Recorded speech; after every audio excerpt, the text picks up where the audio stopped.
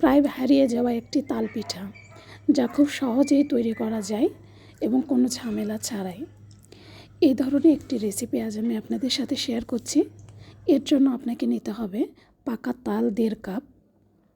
এখানে কিন্তু পাকা তালটা ঠিক এভাবে ঘষে নিতে হবে, কোনো রান্না করা যাবে না তাল। এবার দিয়ে দিতে হবে 1/3 কাপ চিনি। যেহেতু তাল একটু মিষ্টি হয় তাই চিনি একটু কম ব্যবহার করেছি। এবার সুগন্ধির জন্য দিয়ে দিতে হবে সামান্য এলাচ গুঁড়া। দিয়ে সবগুলো উপকরণ খুব ভালোভাবে মিশিয়ে নিতে হবে। এবার আমি এখানে ব্যবহার করছি 1 কাপ, সাথে 1/4 কাপ চালের গুঁড়া। এখানে একটা মোটামুটি চিপচিপে টাইপের ডো তৈরি করে নিতে হবে। সেই জন্য এখানে আমার 1 কাপ প্লাস 1/4 কাপ চালের গুঁড়া লেগেছে।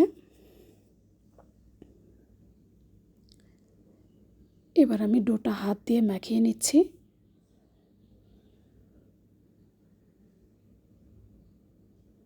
দেখুন, ঠিক এরকম ডো তৈরি করে নিতে হবে। এবার আসুন পিঠা তৈরির পালা।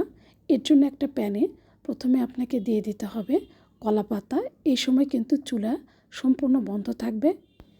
এবার তৈরি করা ডোটা ভালোভাবে কলার পাতার উপর দিয়ে হাতটা একটু ভিজিয়ে নিয়ে ছড়িয়ে দিতে হবে গোল করে, রুটির মতো।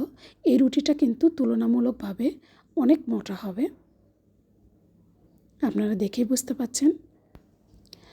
আপনি যতটুকু মোটা করে রুটি দিবেন তার চেয়ে কিন্তু একটু দ্বিগুণ পরিমাণ রুটিটা ফুলে উঠে মোটা হবে, মনে রাখবেন। ঠিক সেভাবে আপনারা ছড়িয়ে দেবেন। ঠিক এভাবে আপনাকে কলার পাতার উপর ডোটা বসিয়ে দিয়ে এবার আরেকটি কলা পাতা দিয়ে ঢেকে দিতে হবে। এবার ঢাকনা দিয়ে ঢেকে চুলাটা অন করে দিতে হবে। যখন এক পাশে পাতাটা পুড়ে যাবে ঠিক এই সময় পিঠাটা আপনাকে একটু উল্টিয়ে দিতে হবে। দেখুন পাতাটা অনেকখানি পুড়ে গেছে।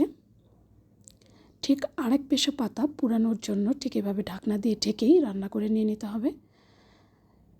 দেখুন তৈরি হয়ে গেছে তাল পিঠা। এই পিঠাটা প্রায় এখন হারিয়েই গেছে। এর স্বাদ কিন্তু সম্পূর্ণ আলাদা। তাল রুটি এবং তাল পিঠা দুটা কিন্তু সম্পূর্ণ আলাদা খাবার, স্বাদটাও সম্পূর্ণ আলাদা।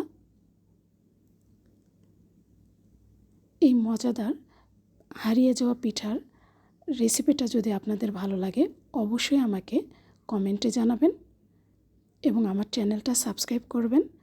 আল্লাহ হাফেজ।